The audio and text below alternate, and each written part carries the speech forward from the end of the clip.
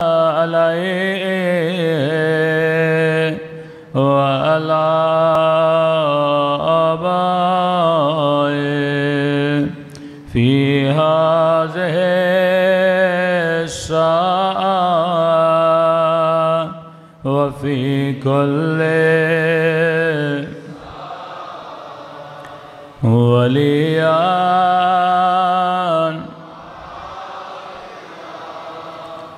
وقائدا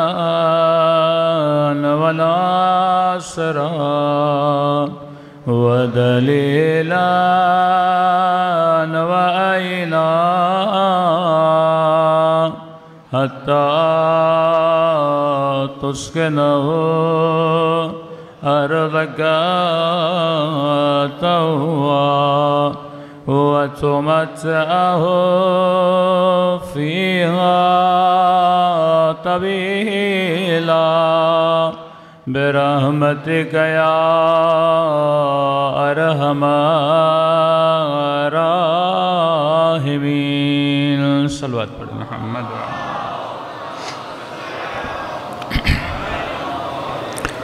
بسم اللہ الرحمن الرحیم. رب اشرح لی صدری ویسر لی امری واحلل عقدۃ من لسانی یفقہوا قولی. اما بعد فقد قال سبحانہ وتعالی بسم اللہ الرحمن الرحیم بقیۃ اللہ خیر لکم ان کنتم مؤمنین. صلوات پڑھیں محمد وآل محمد.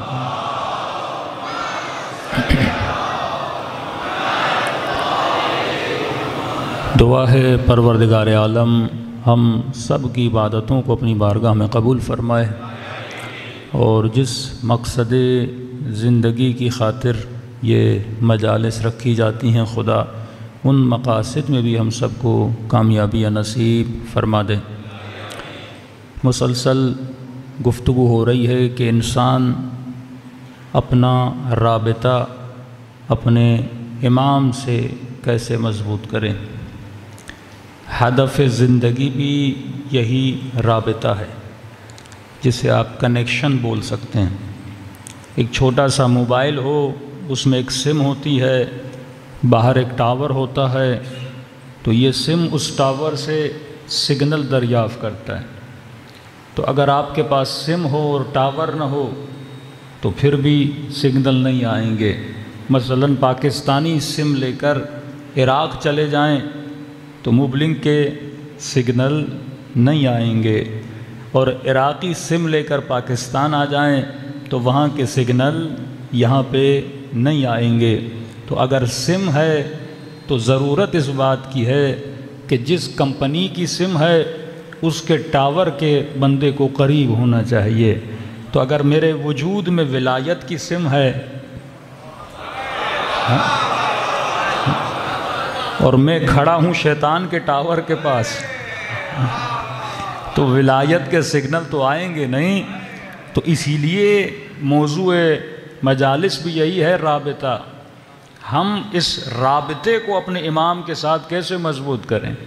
اب لوگ اس غلط فہمی میں ہیں, کہتے ہیں نہیں ہم تو علی والے ہیں, ہم نے تو علی ولی اللہ کہا, ہم تو ولایت والے ہیں, فلاں ولایت والے نہیں ہیں. بھائی یہ بات صحیح ہے کہ تم نے ولایت کی دکان سے سم تو لے لی ہے لیکن تو ٹاور سے بہت دور جا چکا ہے. جب تک تو اس کے قریب نہیں جائے گا تب تک تمہارے وجود میں سگنل نہیں آئیں گے, اور جتنا قریب ہوتا جائے گا اتنے اسٹرانگ سگنل آئیں گے.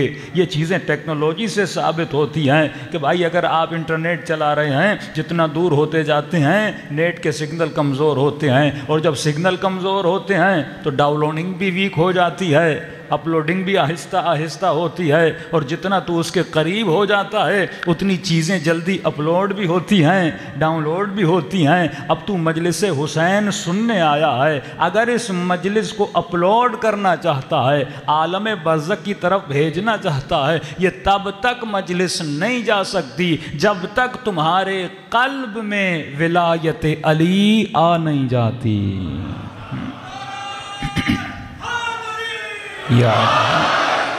یہ وجود جب تک قریب نہیں ہوتا محمد اور آل محمد کے. میں نے سورہ آل عمران کی آیت پڑھی کہ آواز پروردگار عالم آئی کہ اے صاحبان ایمان اصبروا وصابروا ورابطوا۔ اور امام سے پوچھا گیا مولا یہ دو صبر کیا ہیں؟ کل کی مجلس میں عرض کر چکے کہ پہلا صبر یہ ہے کہ جو چیزیں رب عالمین نے تمہارے اوپر واجب کی ہیں ان پہ صبر کرو۔ اے جوان آنکھوں پہ کنٹرول کرو، اے خاتون اپنے سر پہ دوپٹہ رکھو، اپنے بدن کو عیاں نہ کرو۔ خدا کبھی بھی ایسے بندے کو جنت میں نہیں بھیجتا جو مفاخرہ کرتا ہے۔ آج کل حجاب تو ہے لیکن یہ حجابیز کے جو مختلف ماڈلز نکلے ہیں یہ بہت غلط ہیں، یہ توہین حجاب ہے۔ بھائی میں حجاب کر رہی ہوں لیکن حجاب کے مختلف فیشنز آج کل دیکھتے ہیں، اس طرح کا حجاب، اس طرح کا حجاب، وہ تصور حجاب کو خراب کیا جاتا ہے۔ مثلا آپ نے دیکھا ہوگا ایک کلپ میں دیکھ رہا تھا، مثلا ایک خاتون انگریز خاتون تھی، اسے کہا تم حجاب کرو، اب اسے حجاب پہنایا، وہ مور اٹریکٹیو لگ رہی تھی، جب حجاب میں نہیں تھی تو سمپل سی لگ رہی تھی، لیکن جب حجاب میں آئی مور اٹریکٹیو نظر آئی تو اس انگریز نے کہا حجاب تو بہت اچھا ہے، میں تو اس میں زیادہ اٹریکٹیو لگ رہی ہوں۔ یعنی سوچ وہی سوچ انگریز والی، اسلام کی سوچ یہی ہے تم کبھی ایسے کپڑے نہ پہنو جس سے نامحرم کو اپنی طرف اٹریکٹ کرو۔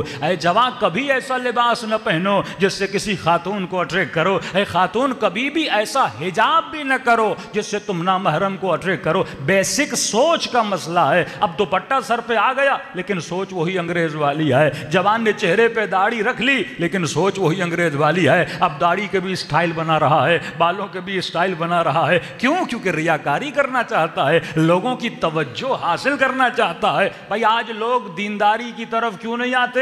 کیونکہ مجلس کروانے والے کی بھی سوچ یہ ہے، مجلس پڑھنے والے کی بھی سوچ یہ ہے، کرانے والے کی سوچ یہ ہے زیادہ سے زیادہ مجمع آ جائے، پڑھنے والے کی سوچ یہ ہے کہ مجمع راضی ہو جائے۔ اس بیچ میں خدا اور امام حسین نکل جاتے ہیں۔ اصل ہدف زندگی یہ ہے تو وہ کپڑے پہن جس سے خدا اٹریکٹ ہو، تو وہ کام کر جس سے حسین اٹریکٹ ہو، تو ایسا عمل کر جس سے علی ابن ابی طالب راضی ہو۔ دنیا تجھ سے ناراض ہوتی ہے تو ہو جائے لیکن سیدہ زہرا تجھ سے راضی ہو جائے۔ کیا تھا کربلا؟ کربلا کا مقصد و ہدف کیا تھا؟ رشتہ دار ناراض ہوتے ہیں تو ہو جائیں۔ رسول خدا کے اپنے سگے رشتہ دار ناراض ہوئے کہ نہیں ہوئے؟ سگے چچاؤں نے ان کے اوپر ظلم کیا کہ نہیں کیا؟ لیکن وہ کہتے ہیں ایک طرف پوری کائنات چلی جائے لیکن اگر میرا رب راضی ہو جاتا ہے، ہم آئی کائنات میں اسی لیے ہیں، مقصد خلقت یہی ہے، تجھے مجلس میں اسی لیے بلایا جاتا ہے، یہی بتانے کے لیے کہ اے بندہ خدا، جب لفظ ہی بندہ خدا ہے، جب تو اللہ کا نوکر ہے تو نوکر مالک کو راضی کرتا ہے، نوکر نوکروں کو راضی نہیں کرتا۔ آج ہم کن کو راضی کر رہے ہیں؟ نوکروں کو راضی کر رہے ہیں۔ فرمایا نہیں، رابطو، یہ رابطہ کیسے مضبوط ہوگا؟ معصوم نے فرمایا رابطہ امام زمانہ سے کیسے مضبوط ہوگا؟ جب آپ کے اندر اخلاق امام زمانہ پیدا ہو جائے گا۔ قرآن بھی کہتا ہے نا، کون ہے صبغت اللہ، کون ہے جو رنگ خدا میں رنگ جائے؟ آپ کب اللہ کے رنگ میں رنگتے ہیں؟ آسان سی مثال ہے، کوئلہ ہوتا ہے کالا، آگ ہوتی ہے لال، کوئلہ یہاں ہے آگ یہاں ہے، دونوں میں فاصلہ ہے۔ پھر وہی سگنل اور ٹاور والی بات ہے، جیسے کوئلہ آگ میں چلا جاتا ہے اس کا رنگ بھی لال ہوتا ہے۔ یہ نہیں کہ کوئلہ کوئلہ نہیں رہتا، کوئلہ کوئلہ ہی ہوتا ہے، لیکن جب خود کو آگ کے ساتھ ملا دیتا ہے تو دیکھنے والا کوئلے کو بھی آگ سمجھتا ہے۔ تبھی فرمایا السلمان منا اہل البیت، جب جب تو سلمان کو دیکھے گا تب تب تجھے علی کی یاد آئے گی۔ ہاں تو رنگے صلوات پڑھے محمد۔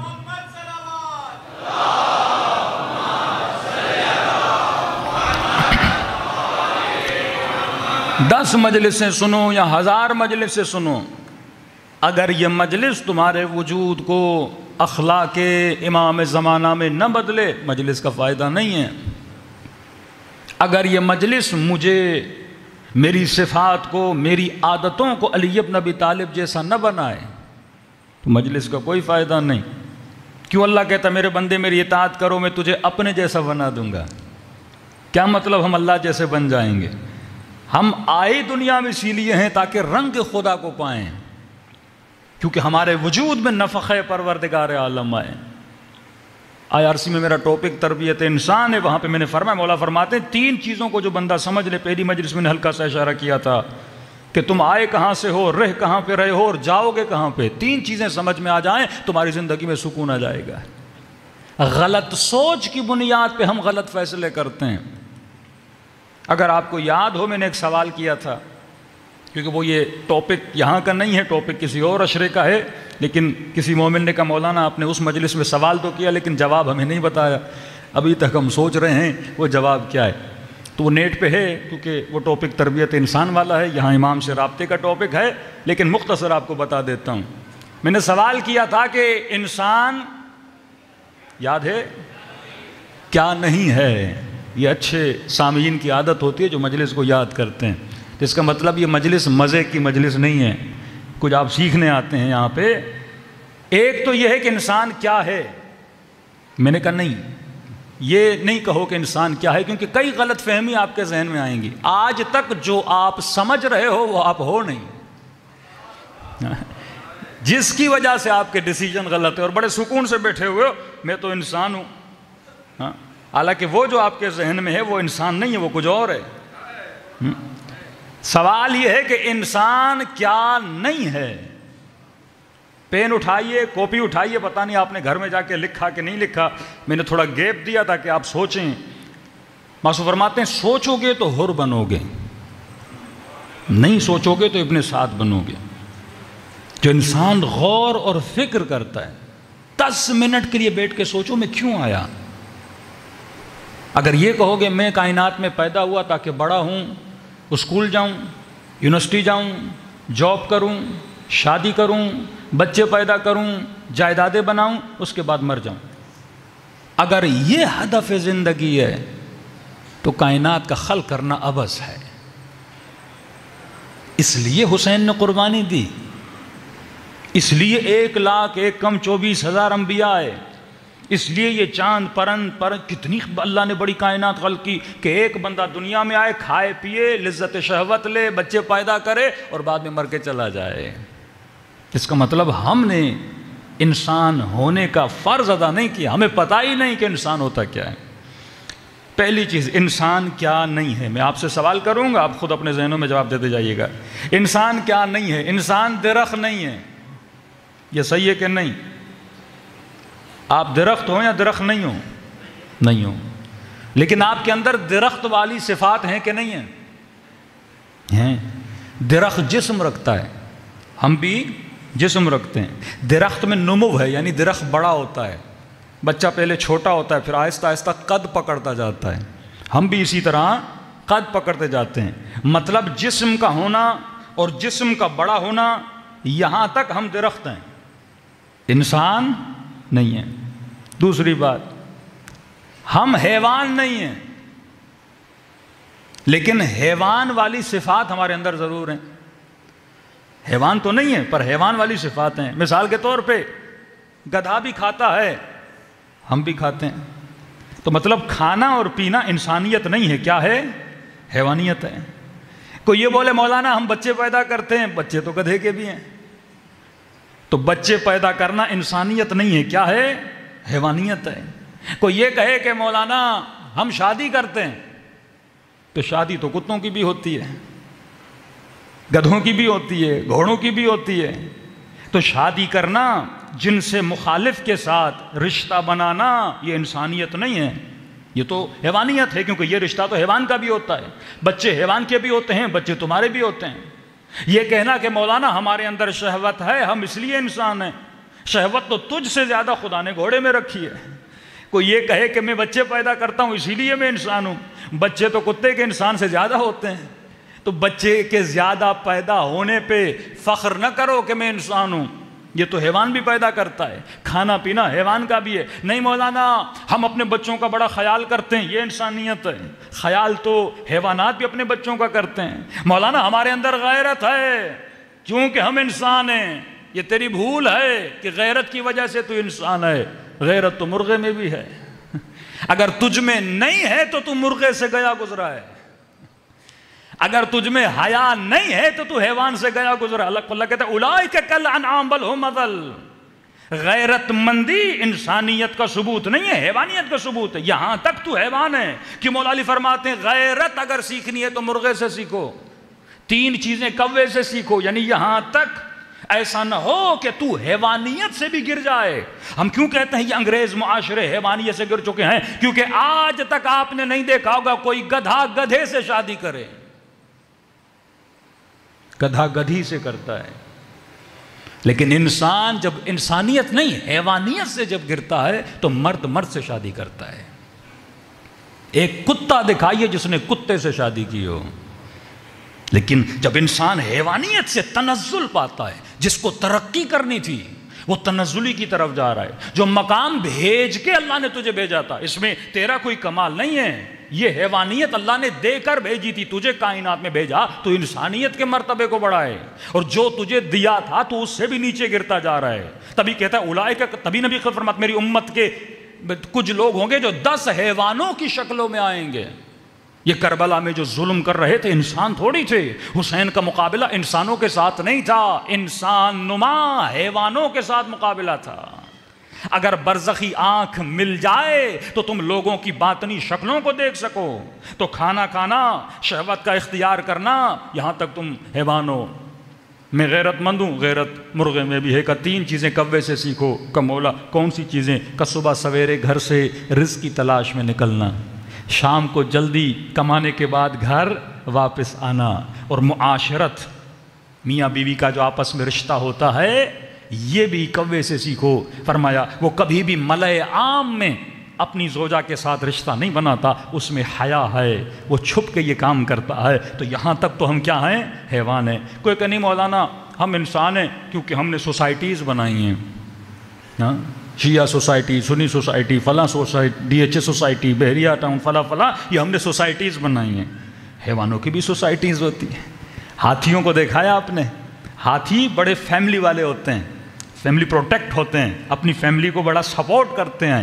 کوئی کہ نہیں مولانا ہمارا کوئی جب مر جاتا ہے تو ہم روتے ہیں اسی لیے ہم انسان ہیں. نہیں، یہاں تک بھی تم حیوان ہو. ہاتھی جب اپنے ہاتھی کوئی اس کا مر جاتا ہے تو باقاعدہ اس کے آنسو گرتے ہیں، اس کے اندر بھی ایموشنز ہوتے ہیں. نہیں مولانا ہم میں سے کوئی انجینئر ہے، ہم کچھ پلاننگ کرتے ہیں. حیوانات میں کوئی پلاننگ نہیں ہے. چونٹیوں کو دیکھو، چونٹیاں کتنی بڑی پلاننگ کرتی ہیں، وہ گھر بناتی ہیں، بڑی پلاننگ ہوتی ہے. شہد کی مکھی کو دیکھو، اس میں کتنی پلاننگ ہوتی ہے، یونٹی ہوتی ہے. کوئی نہیں مولانا ہماری فوجیں ہوتی ہیں. فوجیں تو حیوان بھی بناتے ہیں، یہ کوئی بڑی بات نہیں ہے. آپ چونٹیوں کی فوجیں دیکھو، آپ شہد کی مکھیوں کی فوجیں دیکھو. مولانا ہم اپنا دفاع کرتے ہیں، دفاع تو شیر بھی جنگل کا کرتا ہے. نہیں مولانا ہم انسان ہیں، ہمارے اندر وطن کی محبت ہے. وطن کی محبت تو حیوانوں میں بھی ہوتی ہے. وہ جس زمین پہ رہتے ہیں اس زمین سے محبت کرتے ہیں، اس کی حفاظت کرتے ہیں. انسان تو بلکہ گر جاتا ہے، بلی گندگی کر کے اس کے اوپر مٹی ڈالتی ہے، انسان تو اس سے بھی گر جاتا ہے. تو یہاں تک تو حیوان ہے.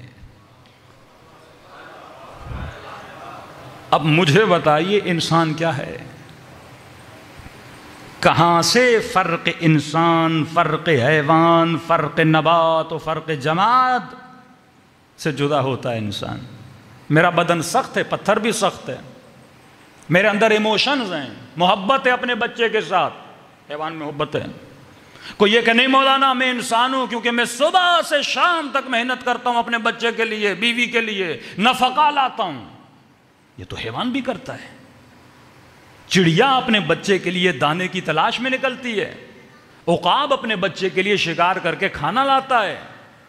حیوانات اپنے بچوں کے لیے کتنی محنت کرتے ہیں. اگر تو گھر میں سویا رہے، رزق و روزی کی تلاش میں نہ جائے تو حیوان سے بدتر ہے. گدھا بھی گھاس کے ملنے کے لیے کتنا وزن اپنی پیٹھ پہ اٹھاتا ہے، کس لالچ میں کہ مالک مجھے رات کو کیا دے گا؟ گھاس دے گا. تو بھی صبح سے شام تک محنت کرتا ہے تاکہ تیرا باس تجھے کچھ پیسے دے دے، ان پیسوں سے کھانا لے لے اور گھر لے جائے.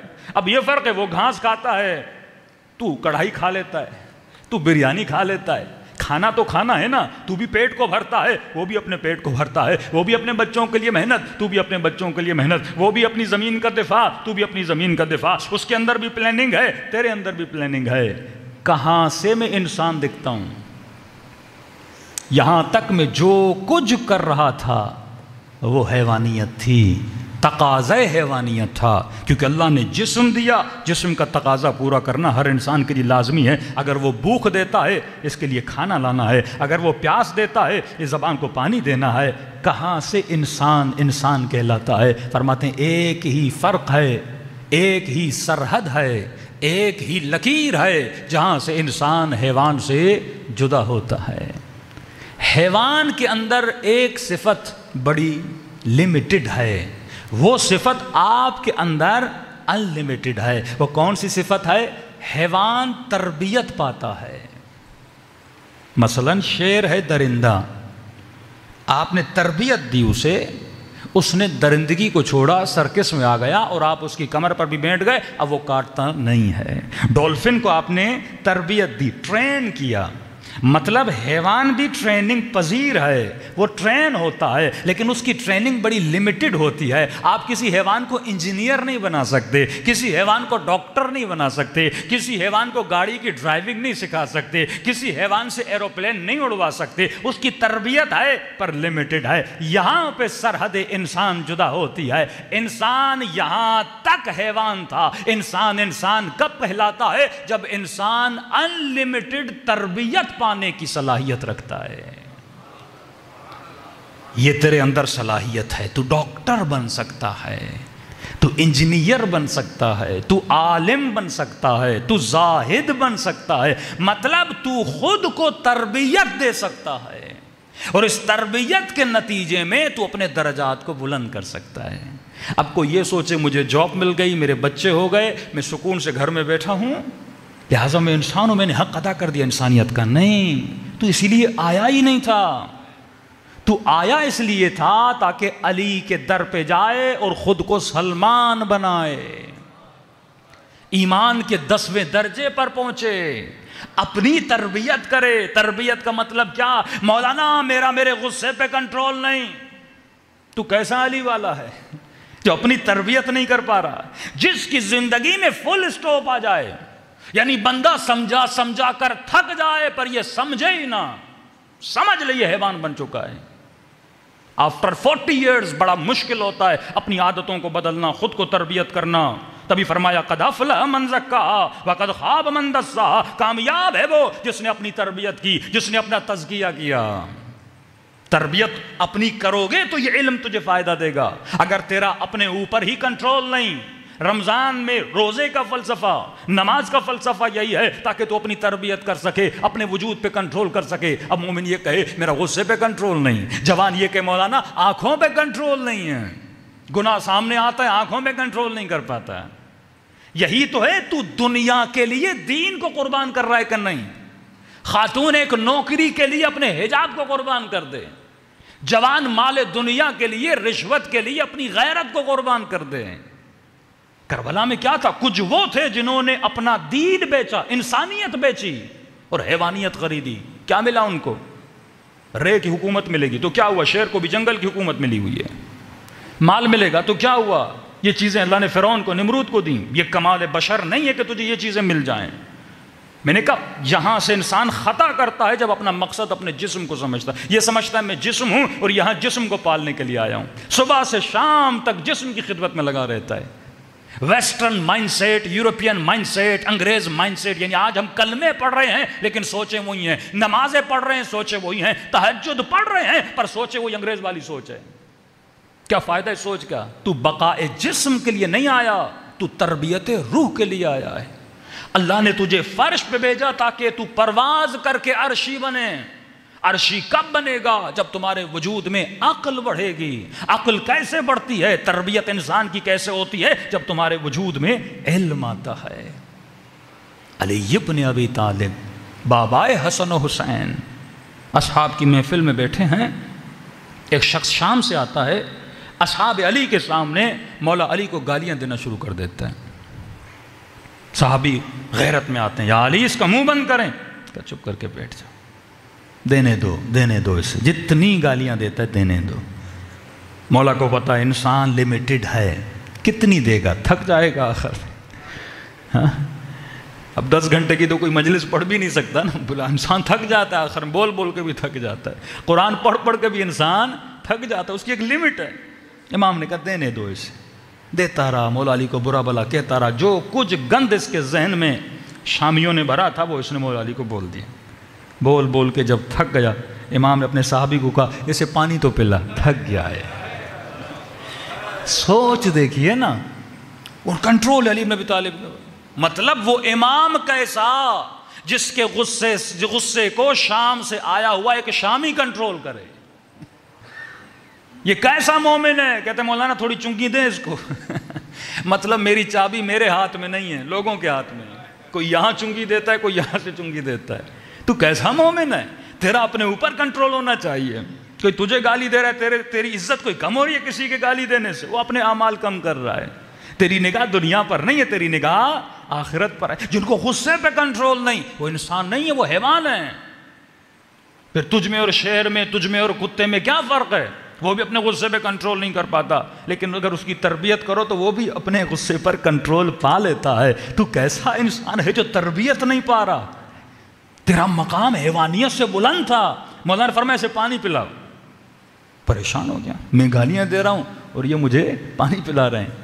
صحابی اٹھا، پانی دیا، پانی پیا، ہانپ رہا تھا، تھکا ہوا تھا، منہ سے جھاگ نکل رہی تھی. اتنا مولا علی کو اس نے برا بلا کہا، بغض امیر المومنین اس کے وجود میں تھا. امام آگے بڑھے، کہا اے مسلمان بھائی یہ بتاؤ رہنے کے لیے کوئی جگہ ہے؟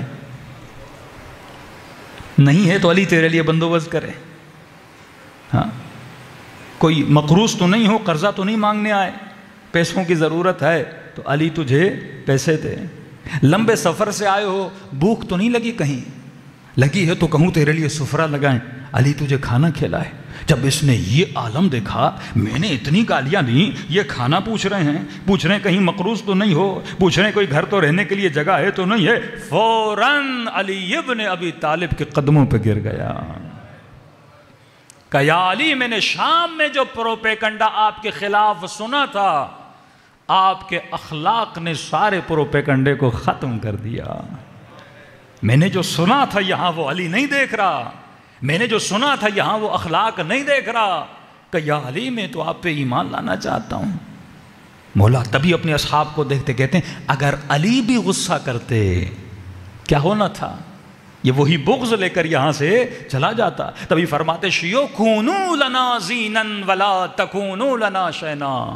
ہمارے لیے باعث زینت بننا، کبھی باعث ذلت نہ بننا. کردار تیرا ایسا ہو، رفتار تیری ایسے ہو جس کے ذریعے سے تم لوگوں کو اپنی طرف کیا کرو، اٹریکٹ کرو. نیت اٹریکٹ کرنے کی نہ ہو، نیت یہ ہو مجھے ہم شکل علی ابن ابی طالب بننا ہے.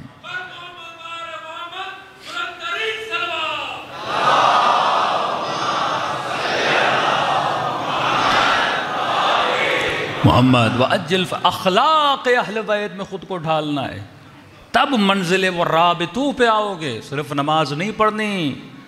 اسبرو و صابرو، دو صبر کے بعد، پہلا صبر میں نے بتایا واجبات محرمات. جس جوان میں غیرت نہیں وہ واللہ انسان نہیں ہے. جس خاتون میں حیا نہیں، عفت نہیں، وہ انسان نہیں ہے.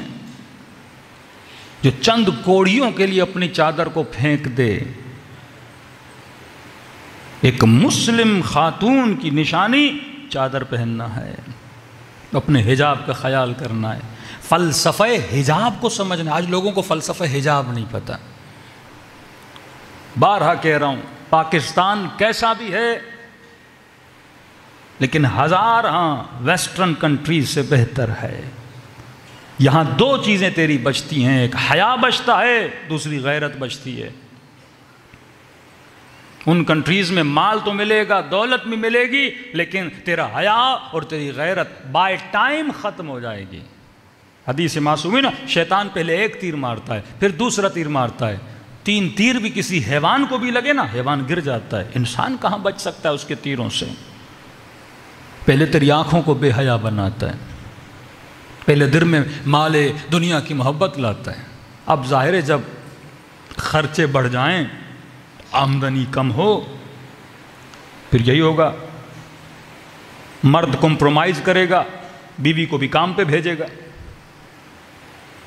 عورت جب گھر سے نکلے گی کہاں کام کرنے جائے گی؟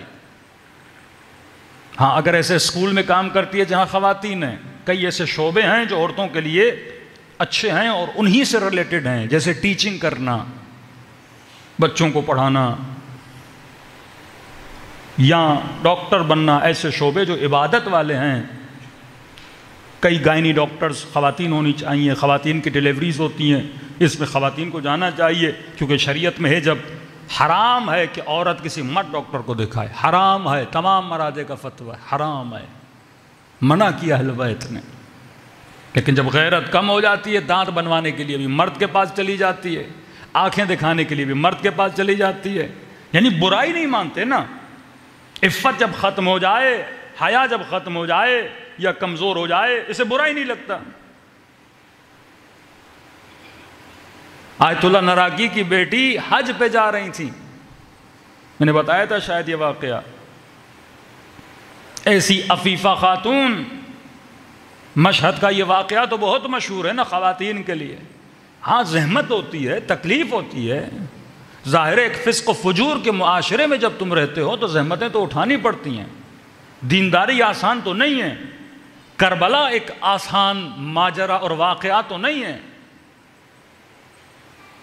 علی اکبر قربان کرنا پڑا، علی اصغر قربان کرنا پڑا۔ تو تھوڑی سی زحمت نہیں اٹھاتا دینداری کے لیے؟ تو تھوڑی سی زحمت نہیں اٹھاتا امام زمانہ والا معاشرہ بنانے کے لیے؟ دیواروں والی سوسائٹیز کا کیا فائدہ؟ شیعہ سوسائٹی کا مطلب یہ ہے وہاں پہ اسکول ایسا ہو جس میں بچے بچیاں جدا جدا پڑھیں، جس میں حیا بچے۔ شیعہ سوسائٹی کا مطلب یہ ہے وہاں پہ ایک ہاسپٹل ہو کہ اس خاتون کو باہر نہ جانا پڑے، خواتین کے لیے خواتین ڈاکٹرز ہوں، مردیں کے لیے مرد ڈاکٹرز ہوں۔ پھر یہ سوسائٹی وہی ہے، یہودی سوسائٹی اور مسیحی اور شیعہ سوسائٹی میں کوئی فرق نہیں۔ اگر میں اس میں دین اسلام کو فیسیلیٹیٹ نہیں کر رہا، ہر بندے پر واجب ہے کہ یہ جوان گناہ میں پڑ رہا ہے، اب گناہ میں کیسے بچایا جائے؟ دین میں اسی لیے اللہ بندوں کے لیے یرید بکم اليسر، اللہ تمہارے لیے آسانیاں چاہتا ہے، عسر نہیں چاہتا، زحمت نہیں چاہتا۔ اب وہی سوچ آ گئی بیٹی کو انٹر کے بعد، اب بیچلر بھی کروانی ہے، ماسٹر بھی کروانی ہے، اب یونیورسٹی جاتی ہے، بیچلر کی ماسٹر کی ایج نکل گئی، مولانا اب رشتے نہیں ہو رہے۔ کس نے تجھے کہا تو اسے بیچلر کروا؟ یہ مولا علی نے کہا تھا، امام حسن نے۔ مولانا کیا آپ علم کے خلاف ہیں؟ کیا یہ علم ہے؟ یہ تربیت ہے؟ اصل تربیت یہ ہے تو اسی زندگی کرنے کا طریقہ سکھا، تو اسے یہ بتا انسان ہونے کا مطلب کیا ہے، تو اسے یہ بتا تو دنیا میں پیدا کیوں کو گئی، مجھے مرد پیدا کیا گیا، تجھے عورت پیدا کیا گیا، عورت کا مطلب کیا ہے، تاکہ یہ ایک انسان کو تربیت دے۔ آج تو بیٹے کو ڈاکٹر بنا دے، انجینئر بنا دے، کیا فائدہ ایسے ڈاکٹر انجینئر کا جس میں عدالت نہیں ہے؟ کیا فائدہ ایسے ڈاکٹر انجینئر کا؟ تم نے بیٹے کو S P D S P engineer بنا دیا، وہاں جا کے رشوت لے رہا ہے۔ وہی مائنڈ سیٹ ہے، ڈاکٹر بنا نیت وہی ہے لوگوں سے پیسے بناؤں، انجینئر بنا وہی نیت ہے مال سے مال بناؤں۔ ایسے ڈاکٹر انجینئر کا کیا فائدہ؟ مولانا انہوں نے بڑی بیٹوں کی اچھی تربیت کی ہے، ایک بیٹا انجینئر ہے، ایک بیٹا ڈاکٹر ہے، اور جا کے ملو تو دین نظر ہی نہیں آتا، انسانیت نظر ہی نہیں آتی۔ اصل انسانیت یہ ہے تو اولاد کو تربیت دے، ہاں تربیت دے، اس کے بعد یہ انجینئر بھی بنے گا، معاشرے میں فلاح و بہبود کا کام کرے گا۔ اگر تو اس نیت، الاعمال بالنیات، اگر تیری نیت یہ ہے میں اس بیٹی کی ایسی تربیت کروں، اس کا فریضہ یہ ہے کہ رسول خدا نہیں جانتے تھے؟ ہمارے رول ماڈل جناب سیدہ فاطمہ الزہرا سلام اللہ علیہا ہیں کہ نہیں ہیں؟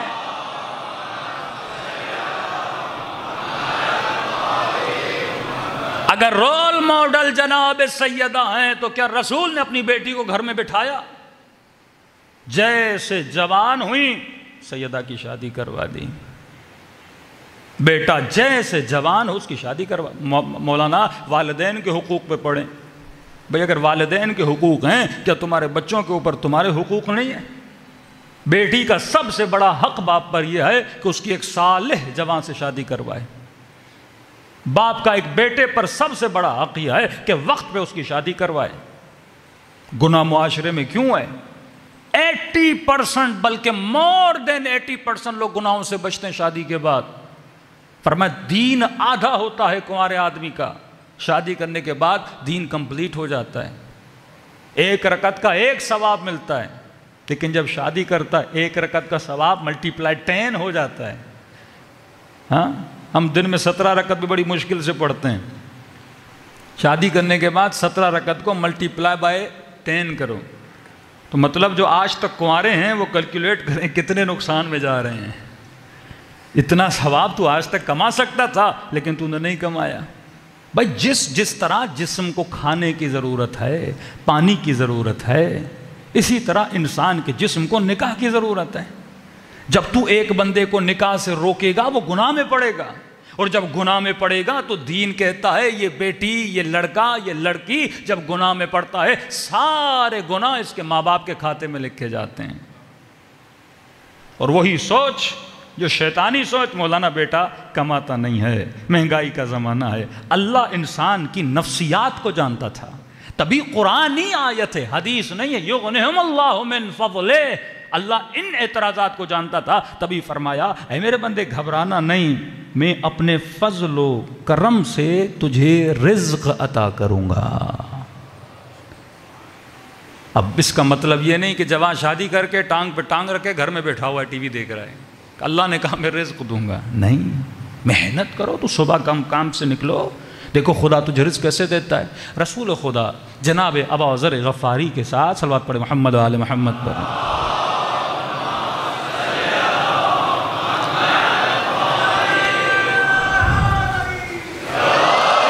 جناب ابا ذر غفاری کے ساتھ درخت کے نیچے بیٹھے تھے، کیا دیکھا؟ درخت کے اوپر 2 کبوتر بیٹھے ہیں۔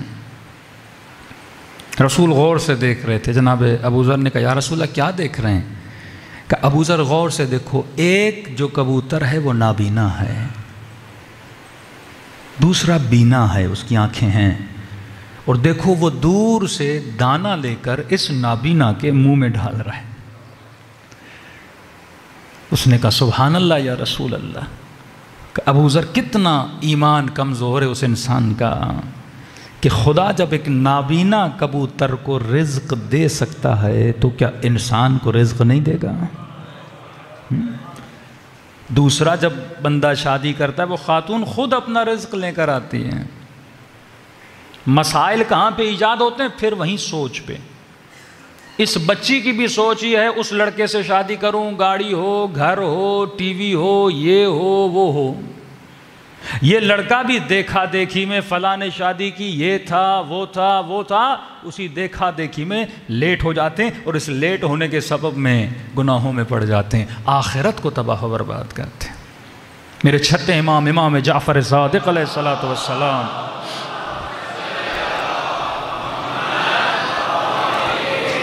مولا کی خدمت میں ایک شخص آیا، مولا میری بیٹی کی شادی نہیں ہو رہی، اتنے سال گزر گئے مولا کوئی رشتہ نہیں مل رہا، کیا کروں میرے مولا، کیا کروں آقا، رشتہ نہیں بیٹی کا مل رہا۔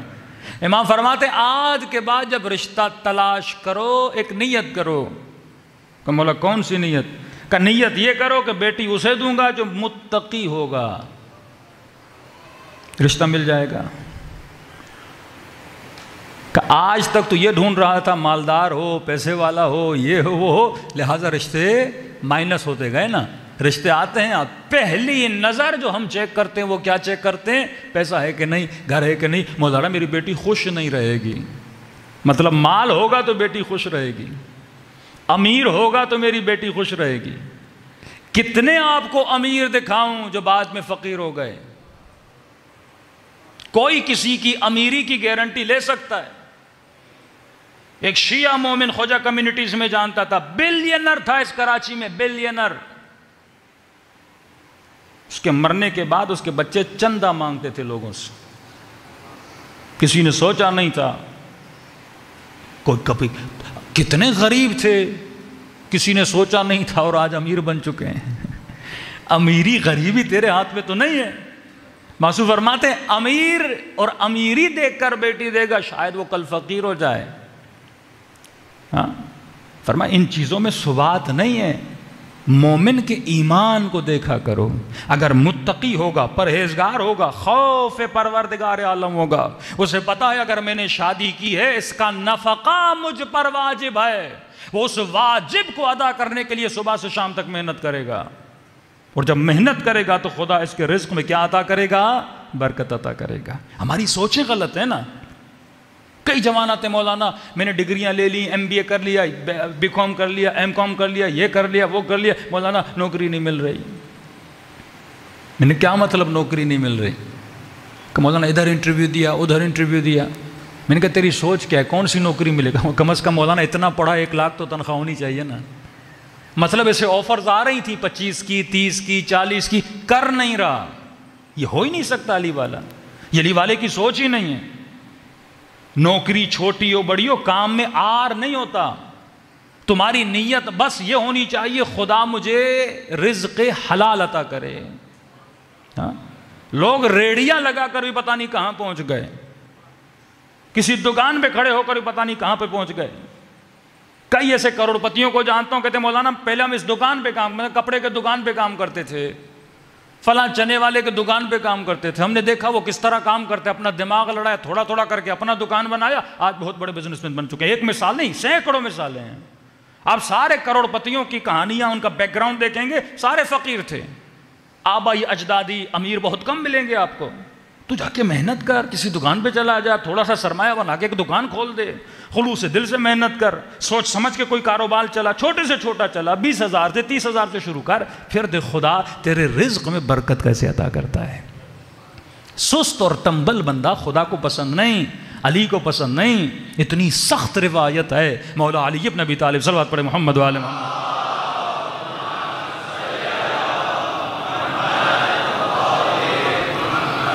امیر المؤمنین مسجد میں نماز پڑھنے گئے، کیا دیکھا مسجد میں کچھ لوگ ہیں، ایک خاص جماعت ہے، مثلا 10 لوگ، 12 لوگ، 13 لوگ نمازیں پڑھ رہے ہیں وہاں پہ۔ علی گئے، نماز مغرب عشاء مستحبات پڑھی، لگے ہوئے ہیں نماز پہ، لگے ہوئے ہیں۔ مولا گھر چلے گئے، صبح آئے، نماز پڑھ رہے ہیں تہجد میں، صبح کی نماز مولا نے پڑھی، بڑے متقی ہیں۔ نماز ظہر میں آئے، مولا نے پھر ان کو وہیں دیکھا، مطلب مولا کے آنے سے پہلے موجود، مولا چلے جاتے پھر بھی وہیں پر۔ 1 دن 2 دن 3 دن، مولا نے کہا سلمان ادھر آ۔ کہا جی مولا۔ کہا یہ کون ہے؟ کہا مولا بہت بڑے عابد ہیں، بہت بڑے زاہد ہیں۔ کہا کب تک مسجد میں ہوتے ہیں؟ کہا مولا 24 گھنٹہ۔ کہا کھاتے کہاں سے ہیں، پیتے کہاں سے ہیں؟ کہا مولا اتنے بڑے عابد ہیں، ہم خود لاتے ہیں ان کے لیے کھانا۔ دوپہر کا کھانا کوئی اور لاتا ہے، شام کا کھانا کوئی اور لاتا ہے، بھائی ان کا کام ہے، یہ عباد الصالحین ہیں، یہ 24 گھنٹہ عبادت۔ امام نے کہا کمانے نہیں جاتے، رزق کی تلاش میں نہیں نکلتے؟ کہ نہیں مولا علی کہتے ہیں ہمیں عبادت کرنی ہے، تم کھانا وانا لا دو ہم کھا لیں گے۔ سخت ترین جملے تاریخ۔ امام نے فرمایا کوفے کی گلیوں کے کتے ان سے بہتر ہیں، جو اپنی روٹی اور رزق کی تلاش میں تو نکلتے ہیں۔ فرض ہے انسان پر اپنی روزی کی تلاش میں نکلے، تو کچھ کام کر اپنے کمانے کے لیے۔ 24 گھنٹہ آدمی گھر میں بیٹھا، یہ کیسا جوان ہے، 25 سال کا ہو گیا، ابھی بھی تو اپنے باپ کا کھا رہا ہے، تجھے شرم نہیں آتی؟ اللہ نے ہاتھ دیا، اللہ نے پاؤں دیا، بس میرا باپ دے رہا ہے میں کھا رہا ہوں۔ کوئی کہتا ہے میرا باپ کروڑ پتی ہے، مجھے کمانے کی کیا مطلب؟ تو نے مقصد انسانیت کو گرا دیا۔ آج تک کوئی گدھا دیکھا ہے کہ کہیں میرا باپ گدھا کام کرنے گیا میں کمانے نہیں جاؤں گا؟ آج تک کوئی گھوڑا دیکھا ہے ایسا؟ مطلب یہاں تک تو حیوانیت سے تجھے پتہ ہی نہیں کہ انسان کا مطلب کیا ہے۔ جب تک تو اسکل، جب تک تو ہنر، جب تک تو اپنی تربیت نہیں کرتا تو انسان نہیں ہے۔ انسان کا ایک دن بھی ایسا نہیں ہونا چاہیے جس میں وہ کچھ نہ سیکھے۔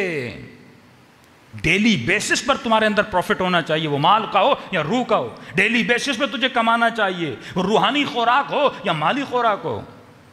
کیوں مولا علی فرماتے ہیں جس مومن کا آج اس کے کل سے بہتر نہیں ہے وہ ملعون ہے، ملعون ہے۔ صبح توقف، اسٹاپ، اگر ہم اسٹاپ ہو گئے نا اپنی زندگی میں تباہ و برباد ہو گئے، خوشیاں ہماری زندگی سے ختم ہو جائیں گی۔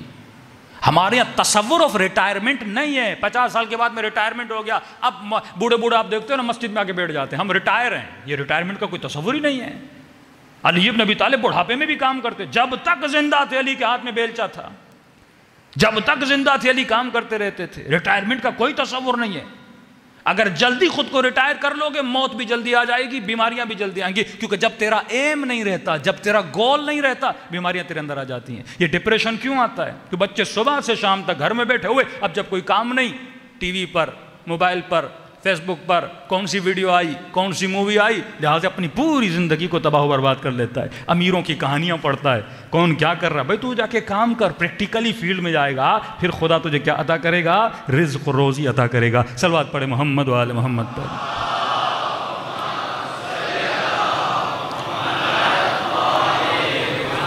یعنی 5 منٹ کے لیے تصور کریں کہ امام زمانہ کا ظہور ہو جائے اور مولا یہ کہیں کہ میں کمانے کے لیے جا رہا ہوں، کوئی شیعہ جانے دے گا؟ نہیں مولا آپ تو بیٹھیے، ہم آپ کو دیں گے مولا، ہاں ہمارا سب کچھ آپ کا ہے مولا، ہمارے گھر آپ کے، ہمارا مال آپ کا، ہمارا دولت آپ کی۔ لیکن مولا علی کی زندگی پڑھی ہے، مولا خود کمانے جاتے تھے۔ کیا مالک اشتر نہیں تھے؟ کیا سلمان فارسی نہیں تھے؟ کیا میثم تمار نہیں تھے؟ کبھی میثم کو کام پڑتا تھا نا تو علی کہتے تھے میثم تو چلا جا، تیری کھجوریں علی بیچے گا۔ علی کو کبھی آج مومن کو بولے کیا کام کرتے ہو؟ اچھا ڈاکٹر ہیں، بڑے معزز ہیں۔ آپ کے بیٹے انجینئر؟ اچھا ماشاءاللہ بڑے معزز ہیں۔ آپ کے بیٹے کیا کرتے ہیں؟ کوئی مومن یہ بول دے میرا بیٹا فروٹ کی ریڑھی لگاتا ہے۔ اچھا ان پڑھ ہے۔ میثم تنمار ان پڑھ تھے۔ علی کی پہلی لیول کا صحابی ریڑھی لگاتا تھا، کھجور کی ریڑھی لگاتا تھا۔ اس نے تو آر نہیں سمجھا میرے پاس کوئی باغ ہو یہ ہو، نہیں، علی فخر کر کے میثم تمار کی ریڑھی پہ بیٹھتے تھے، کیونکہ علی کو یقین تھا یہ جو کر رہا ہے رزق حلال کے لیے کر رہا ہے۔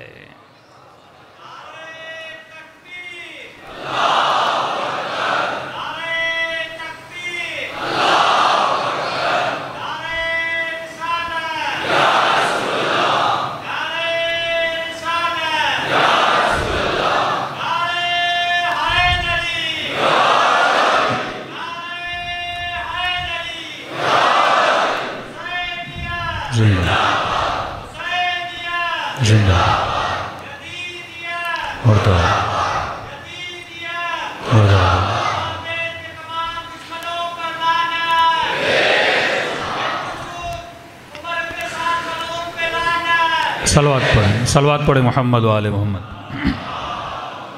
صلی اللہ علیہ محمد۔ اب 5 منٹ کے آپ نعرے لگائیں گے، وقت میرے پاس بچتا نہیں ہے، تو جتنا آپ کو مٹیریل دینا ہماری کوشش ہوتی ہے آپ کو عطا کریں۔ صلوات پڑھے محمد و آل محمد پر۔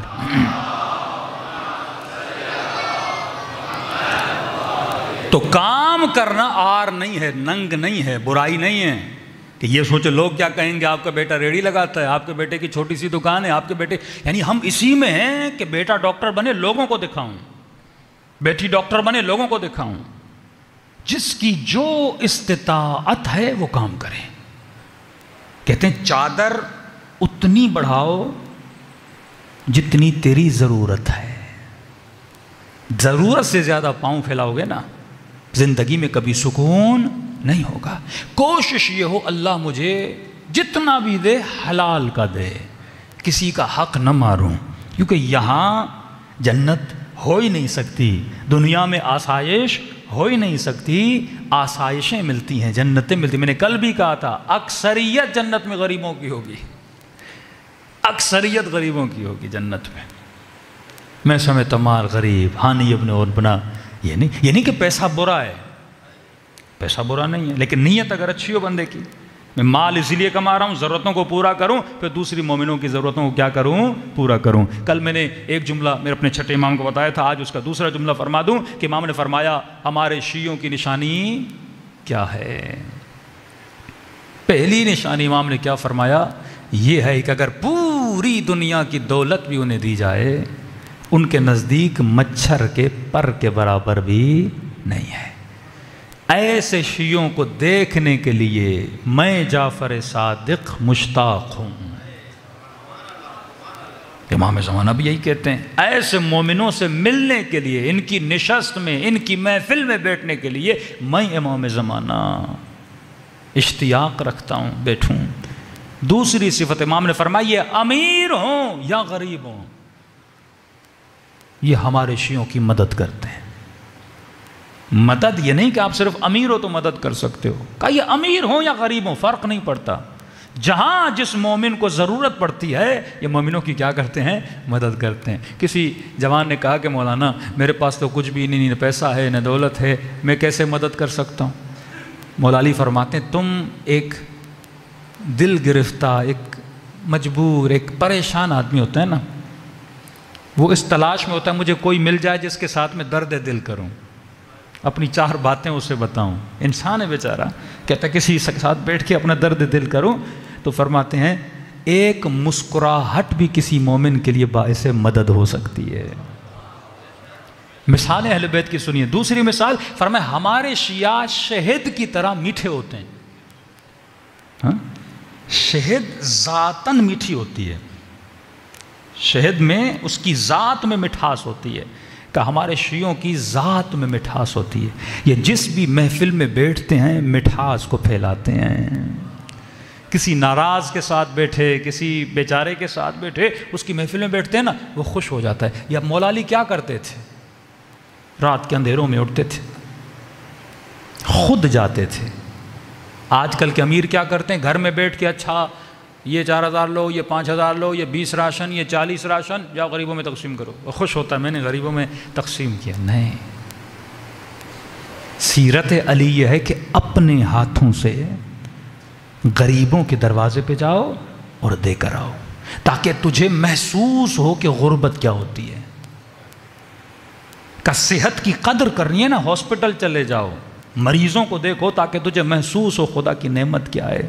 زندگی کی قدر کرنی ہے، قبرستان چلے جاؤ ہفتے میں 1 مرتبہ، تاکہ تجھے انجام پتہ چلے، یہ ہے اس بدن کا انجام، یہ مٹی میں مل جاتا ہے۔ دوسرا مولا علی کیا کرتے تھے؟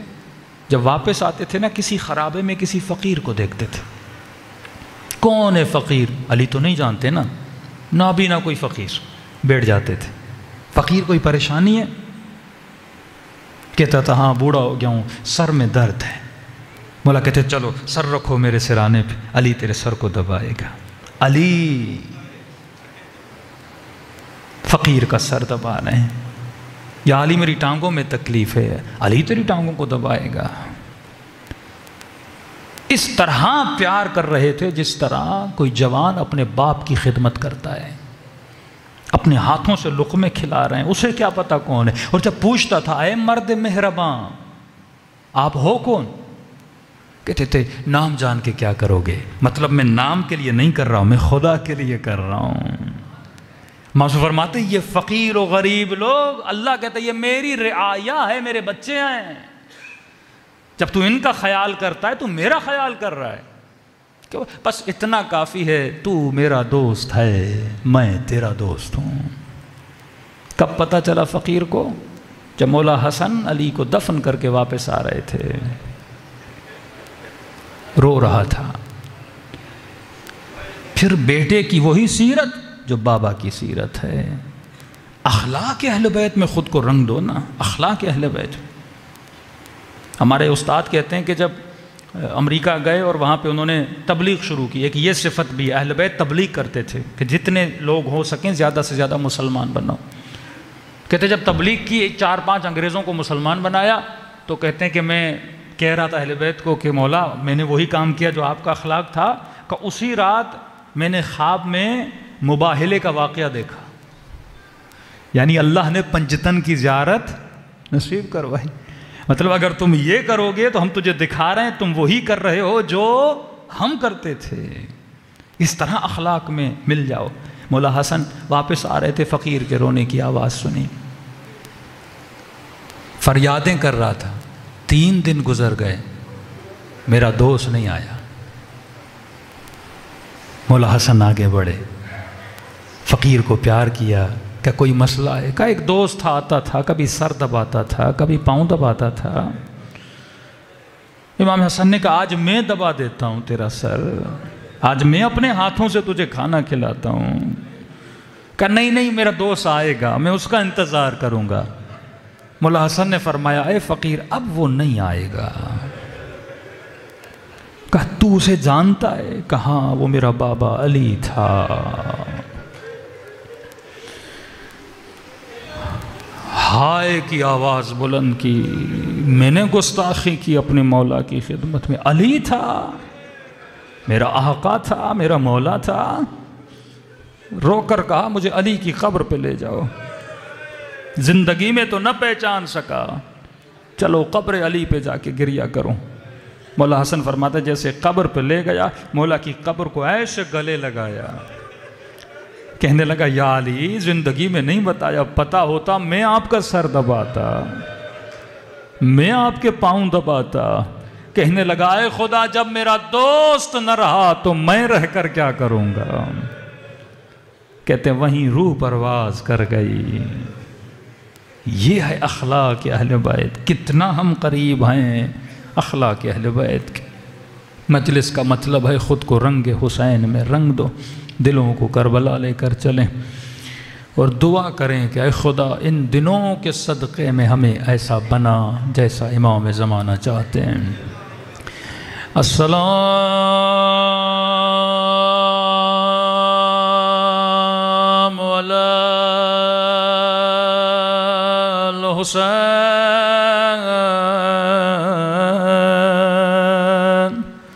وعلی علی ابن الحسین وعلی اولاد الحسین وعلی اصحاب سب مل کے السلام علی الحسین وعلی علی ابن